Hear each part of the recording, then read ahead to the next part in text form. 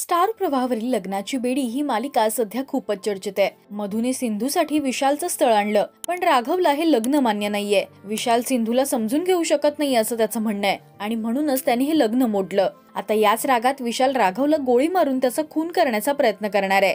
पाहूयात मालिकेचा हा खास प्रोमो।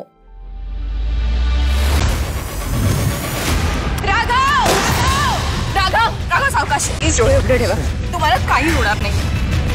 त्याला इथे कोण घेऊन आलं काही कल्पना आहे? त्यांची बायको घेऊन आले। बायको? त्या काय तिथे उभ्या?